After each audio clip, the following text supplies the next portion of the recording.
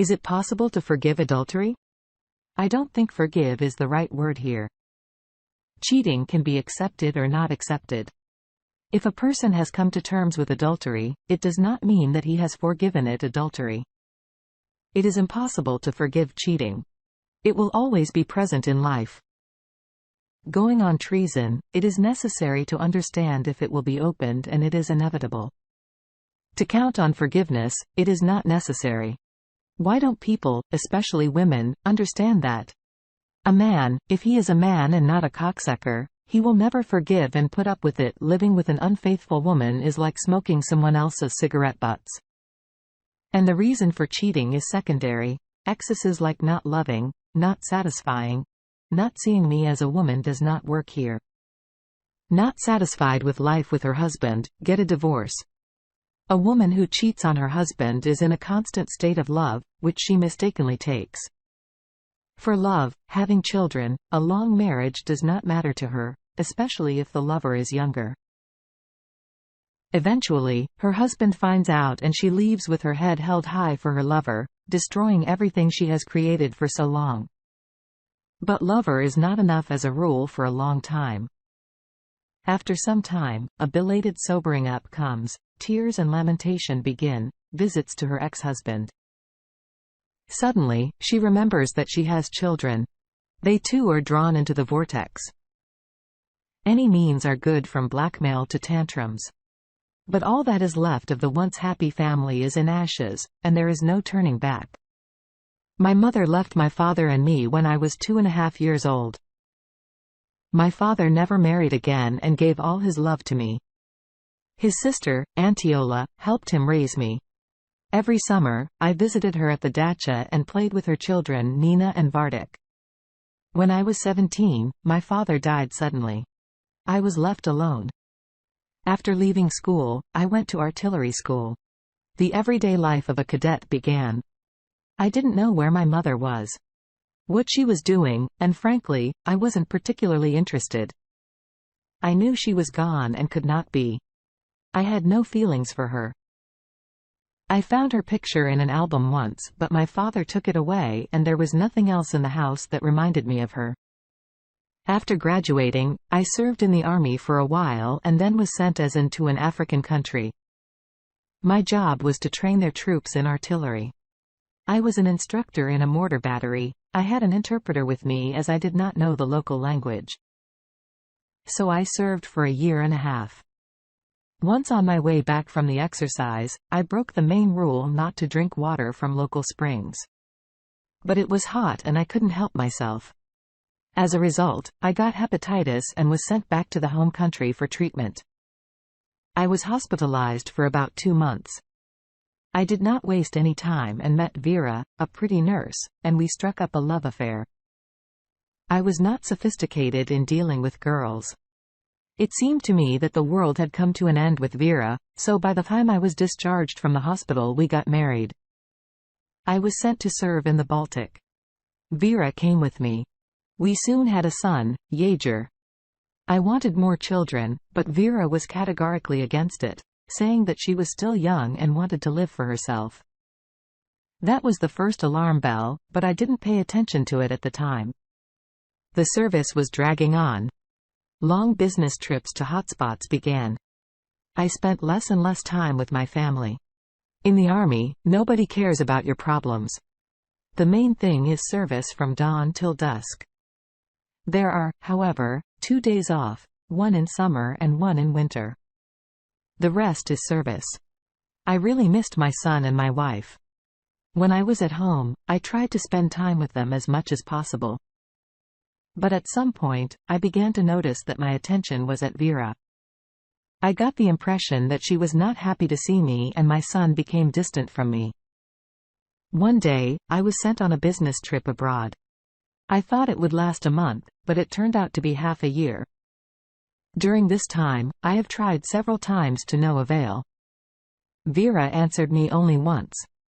The letter had mundane phrases, and I had the impression that she wrote it more out of obligation than out of love. I received no more letters from her. Everything comes to an end at some point. My business trip was also over. I arrived at my unit, turned in my duties at headquarters and went home. Vera was not at home. Yega was playing in the yard under the supervision of a neighbor. Seeing me, she was embarrassed and said that Vera went to the store asking her to look after Yega. It seemed that she was not telling me something. Okay. I took my son by the hand and we went home. On the way Igor was saying something. He was telling me how he goes to kindergarten, what friends he has there, and that when mom is busy, his dad takes him from kindergarten. Daddy. I stopped involuntarily. Daddy cost you? He loves me and promised to give me a big red car. Eagle looked at me and suddenly asked, Uncle, how long will you stay with us? I'm not an uncle. I'm your daddy. My throat was dry. No. My dad is Costa. Mom says that we'll go far, far away with him soon. Yega was smiling happily. It's just that when you come, my dad leaves home. You stay with us, but not for long because I miss my dad. I was surprised to find myself in control. I should have held in despair, rushed to find Vera, demanded that she explain something. But my heart just pounded a little faster than usual. We came home. I gave Eagle the presents he had brought, and I went into the bathroom myself. Through the noise of the water, I heard the front door slam. Vera must have come running. I took my time. I slowly wiped myself with my towel, which I took out of my duffel bag. At some point, I felt disgusted to touch any of the things in this apartment. I got dressed and went out. Vera was bustling about in the kitchen. Welcome home, Slava. She exclaimed, imitated joy on her face and tried to kiss my cheek. Now I will feed you. I pulled away. Don't, Vera. Sit down and let's talk. A chill poured inside me, drowning out the rage that had erupted. I felt like I was seeing myself from the outside. That this was happening to someone else, not to me. Vera must have sensed something and slowly lowered herself onto the stall. How long have you been in touch with Daddy Costa? And when do you go far, far away? My face turned into a mask. Vera had never seen me like that. She suddenly cringed and lowered her head, trying not to look at me. How do you? She whispered. How do I know? I tried to grin, but I couldn't. My lips felt like they were frozen to my teeth. It doesn't matter anymore. How long have you been in love? Almost a year. She spoke very softly. I don't know how it happened. I wanted to leave him, but it's stronger than me. He made me feel like a woman. A woman I love. You're never home. She turned to shouting. Stop it, Vera. I got up. You're an adult and you've made your choice. I'll file for divorce myself. I'll visit Eagle when I can and take into account that the apartment is official. Find your own place. I threw my knapsack on my shoulder, took my cap off the coat rack, and went to the front door. You won't even ask who he is? Vera sobbed. I shrugged silently, opened the door and went out. No emotion. Only the cold inside. Fate plays with our fates. First, my mother left me, and now my wife cheated on me. She even tried to take my son away from me. Daddy Costa. I shook my head to drive away the intrusive thoughts. Well, time would tell what would happen next. At the trial, my wife diligently poured slurry on me, accusing me of all the mortal sins. Especially poignant was the accusation of adultery. They said that I did not come home for so long because I had taken a mistress all the time we were together. I beat her and humiliated her. This was confirmed by the neighbor, but she tried not to look at me all the time, carefully hiding her gaze. I even looked at my wife with respect. She was going from guilty of divorce to a victim of domestic violence. I neither objected nor argued. A mistress is a mistress. The elderly judge looks empathetically at Vera. Gender solidarity. All men are bastards, and we women are such fools. Bottom line, divorce, alimony. No coming near my son without his mother's permission. During the trial, Daddy Costa never showed up. When we were leaving the courthouse, I asked Vera, "Aren't you ashamed?" I never heard the answer. Of course. I lived in the officer's dormitory for some time. She wouldn't let me near my son, so I watched him from afar. I saw Daddy Costa too. He was young with a cheeky face that showed perpetual contempt and squeamishness. Women, where are your eyes and brains? Well, it's clear where. It was very hard to catch a glimpse of sympathetic colleagues, but talk about my divorce, number one started. A month went by and in my dormitory was Vera. Her determination and insolence were noticeably diminished. "May I pass?"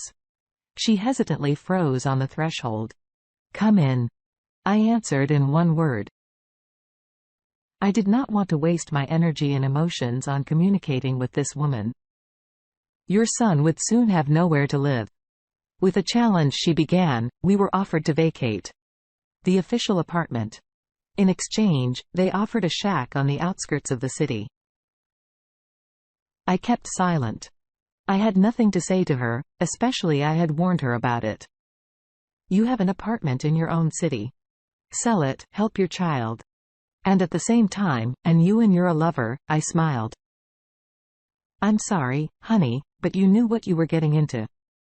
And I could use the apartment myself. What a scoundrel you are disowning your own son. She wiped away her tears. Costa was right. I got up. Vera, I'll give you a second to leave and try not to see me again.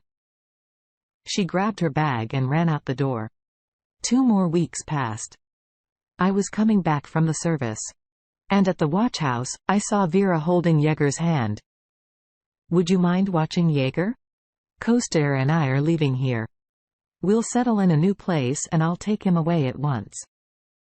She babbled in a hasty voice and turned her eyes away. What the lover of another man's child is a burden. I hugged my son. She remained silent. In a month, I was transferred to the south, and life became a whirlwind. Little by little I began to thaw. The main thing was that Jaeger was with me. He grew up and matured. At first, he asked where Mom was, then he stopped as if he understood everything. Vera never came or tried to contact me, though I left my address at the hostel just in case. It was hard. I even wanted to get married so that my son would have some kind of mother. But I quickly realized that no woman wants another man's child. It is believed that the man has an obligation to love the adopted son or daughter, but a woman doesn't owe anyone anything. So I lived alone. That is how 15 years passed. A lot had changed. Jaeger was already studying at the military academy, and I returned to my native town. A military school was opened here, and I was appointed its commander. I never thought that I would try on pants with general stripes. Pants are pants, but there was a lot of work to be done. In the fall, classes began. Things got a little easier. I had some free time, then one evening, I found I was out of bread. It was no great tragedy, but I couldn't eat dinner without bread.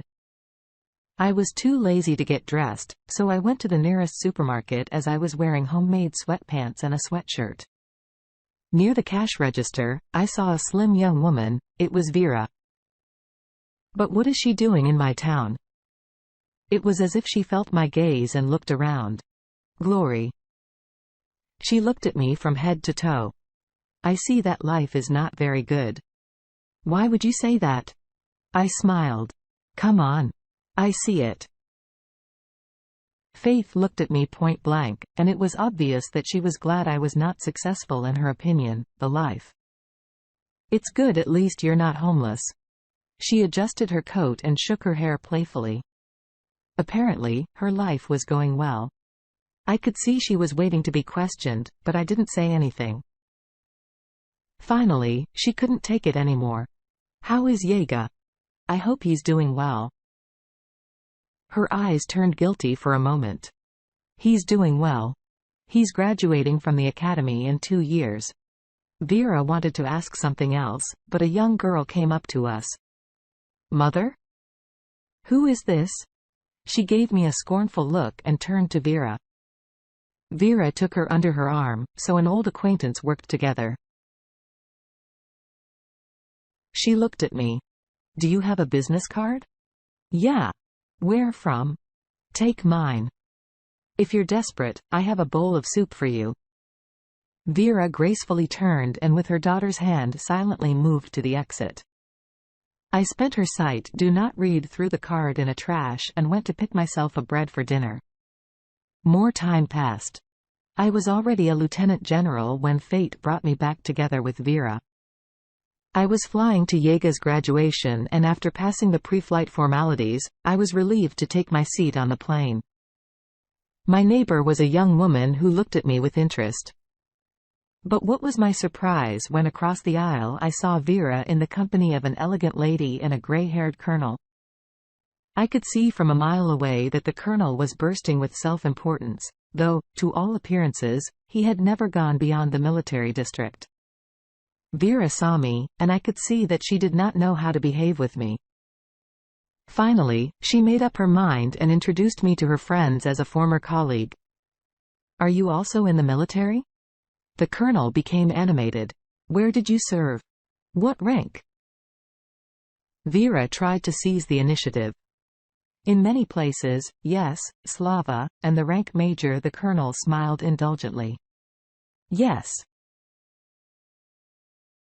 Not everybody has a career. He looked at his companion triumphantly. Alas, not a major, but a lieutenant. I tried to put on a sad expression on my face. My neighbor smiled. So young and already a lieutenant. She made no secret of her disappointment. Yes. I hadn't lived up to her expectations. Appearances can be deceiving. The colonel lost interest in me and began to concentrate on his newspaper. The plane landed safely. The passengers started to descend to the concrete ground to get to the bus. Comrade Lieutenant General. I turned around. The fitted colonel put his hand to the visor of his cap. A car was waiting for you. He pointed to a black representative car with military numbers waiting nearby. I turned to Vera and her companions. The colonel's jaw dropped, and the two ladies went into a stupor. Do you want a lift? Suit yourself. I sat down in the back seat. The colonel shut the door, sat down next.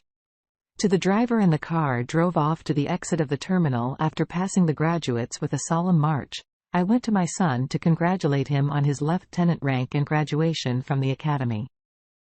Yega was talking to some woman. When he saw me, he smiled and we embraced. The woman turned around and looked at me. Vera? My general's uniform did not tie in with the wrinkled sweatpants in the supermarket 2 years ago. She tried to pull herself together. Here I came to congratulate Yega. You do not mind? You told me that he finishes the academy. Igor looked at me perplexed. Yes, son. That's your mother. I tried to speak calmly. I don't have a mother, and the one I had a long time ago died. Let's go. Daddy, I have to pick up my orders from the military unit.